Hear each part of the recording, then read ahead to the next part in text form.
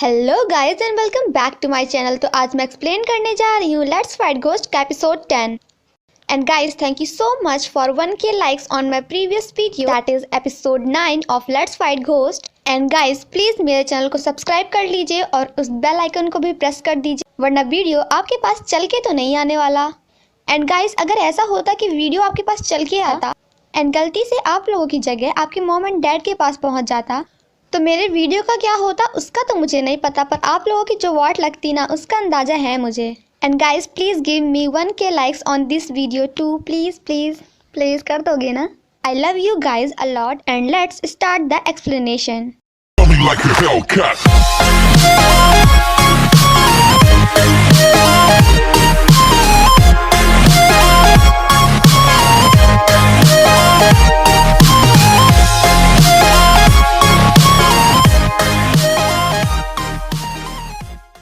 Episode 10 की शुरुआत होती है हमारे अंकल म्योंगचुल एंड प्रोफेसर से।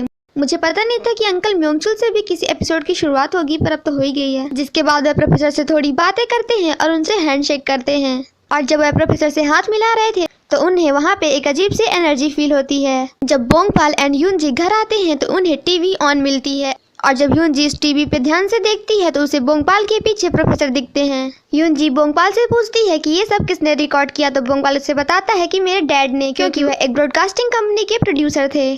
सेम नाइट हम अंकल म्योंगचुल को देखते हैं जो कि ड्रिंक कर रहे थे और प्रोफेसर को याद करके कह रहे थे कि वह कुछ तो हमसे छिपा रहा है।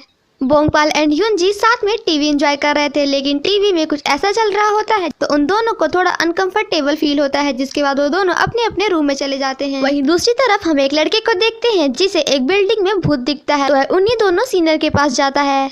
जिसके बाद बोंगपाल, यूनजी एंड वो दोनों सीनियर्स उस आदमी के साथ उसी बिल्डिंग में जाते हैं और बाद में उन्हें पता चलता है कि ये तो कोई भूत नहीं था, बस ये नॉर्मल इंसान था जो लोगों को डरा रहा था। नेक्स्ट सीन में हम उसी आदमी को देखते हैं जिसके घर में एक लेडी घोस्ट थी, तो वह अपनी बहन को डराने लगता है और वह उसे हर्ट करने ही वाला था कि तभी वह लेडी घोस्ट आ जाती है, जिसे देखकर वह वहाँ से बाहर चला जाता है। वहीं दूसरी तरफ वो दोनों पुलिस ऑफिसर्स प्रोफेसर की मॉम से मिलने जाते हैं और वह दोनों प्रोफेसर की मॉम से पूछते हैं कि क्या आपको याद है कि आपका बेटा आपसे लास्ट टाइम मिलने कब आया था। और जैसे ही वो दोनों पीछे मुड़ते हैं तो वो देखते हैं कि प्रोफेसर भी वहाँ आ चुके हैं। तो प्रोफेसर कहते हैं कि आप तो काफ़ी दूर से आए हैं, तो क्या आपको वो चीज़ मिली जिसे आप ढूंढ रहे हैं। तो पुलिस ऑफिसर कहते हैं कि हम नहीं बता सकते, अपनी मॉम से पूछ लो। और प्रोफेसर की मॉम उन्हें देखते ही अंदर चली जाती हैं। वहीं दूसरी तरफ वह लेडी फिर से कॉल करके उन चारों को अपने घर पे बुला लेती है और बताती है कि उसका भाई आज सुबह से गायब है। तो बोंगपाल पूछता है कि क्या आपको पता है कि वह कहाँ जा सकता है। तो वह बताती है कि मुझे नहीं पता, क्योंकि हम लोग सुबह से उसे हर जगह ढूंढ चुके हैं। जिसके बाद उन्हें उसकी और उसके गर्लफ्रेंड की फोटो दिखती है, तो वो लोग उसी प्लेस पे जाते हैं जहाँ पे ये फोटो क्लिक हुई थी और हमें यहाँ पे पता चलता है कि एक्चुअली वह लड़का आत्महत्या करने गया था। तभी यूनजी को उस लड़के के पीछे वही गर्ल घोस्ट दिखती है, तो वह जाकर उसे पकड़ लेती है और कहती है कि तुम उस आदमी को क्यों मारना चाहती हो। तो वह घोस्ट कहती है कि ये तुम क्या कह रही हो, मैं उसे क्यों मारूंगी, बल्कि मैं तो उसे बचाने की कोशिश कर रही हूँ। ये दोनों इधर बात करने में बिजी थी कि तभी वह लड़का पानी में कूद जाता है एंड उसके बाद हमारा बोंगपाल उसे बचाकर किनारे लाता है। तभी उसकी गर्लफ्रेंड उसके पास आती है और उससे कहती है कि प्लीज तुम ऐसा मत करो।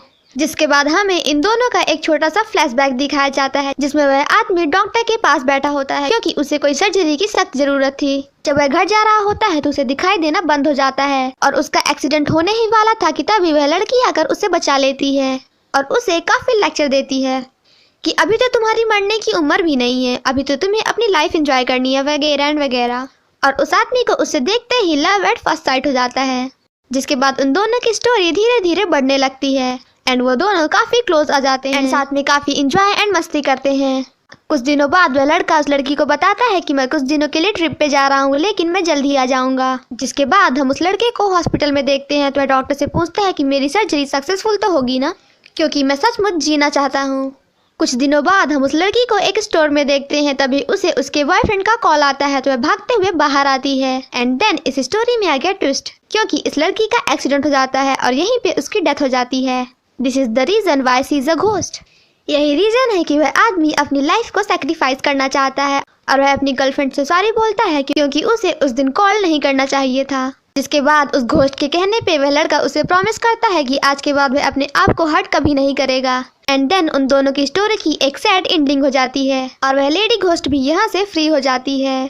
जब वो चारों वापस आते हैं तो रंग बोंगपाल को रोक कर कहता है कि क्या तुम ये लेटर ह्यूनजी को दे सकते हो, क्योंकि इस लेटर में मैंने अपनी फीलिंग्स लिखी हैं।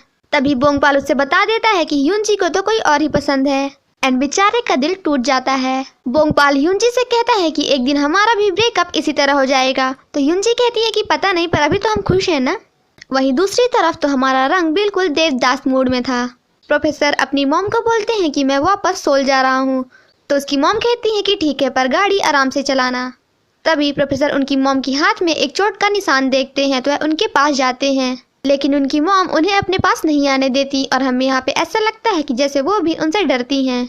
तभी उनकी मॉम के पास एक लेडी आती है तो उनकी मॉम उनसे बताती है कि वह मेरा बेटा नहीं है। तभी हमें एक छोटा सा फ्लैशबैक दिखाया जाता है जिसमें प्रोफेसर की मॉम अपने बेटे को देखती हैं और उनके चारों तरफ एक ब्लैक शैडो होती है। जब बोंगपाल एंड ह्यूनजी घर में मस्ती कर रहे थे तभी अंकल म्योंगचुल वहां आते हैं और बोंगपाल से पूछते हैं कि आखिर तुम किससे बात कर रहे थे, और फिर कहते हैं कि क्या यह वही गर्ल घोस्ट है जिससे तुम मिले थे। और हमें यहाँ पे पता चलता है कि अंकल म्योंगचुल को पहले से ही पता था कि यहाँ पे उन दोनों के अलावा एक गर्ल घोस्ट भी है। और बोंगपाल से पूछते हैं कि क्या तुम एक गर्ल घोस्ट को डेट कर रहे हो, क्या तुम भूल गए कि तुम्हारी मॉम की डेथ सिर्फ एक घोस्ट के कारण हुई थी।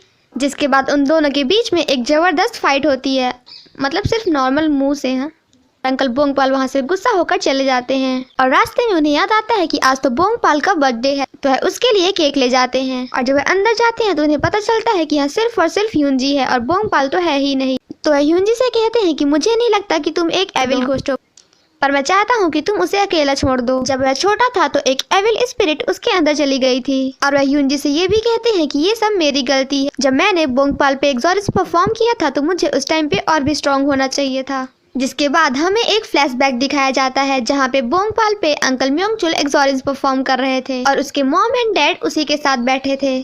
जिसके बाद वह एविल स्पिरिट बोंगपाल की बॉडी से निकल जाती है और उसी स्पिरिट ने बोंगपाल की मॉम को धक्का दिया था, जिसके कारण उनकी डेथ हो गई थी। जिसे सुनकर हमारी ह्यूनजी थोड़ी इमोशनल हो जाती है। शाम को बोंगपाल जब घर आता है तो ह्यूनजी उसे छत पे मिलती है, जिसके बाद वो दोनों साथ में बोंगपाल का बर्थडे सेलिब्रेट करते हैं, काफी इंजॉय करते हैं। बोंगपाल थोड़ी देर के लिए कहीं चला जाता है, लेकिन जब वह वापस आता है तो उसे ह्यूनजी वहाँ नहीं दिखती। तो वह चारों ओर उसे ढूंढता है, लेकिन वह उसे कहीं नहीं दिखती।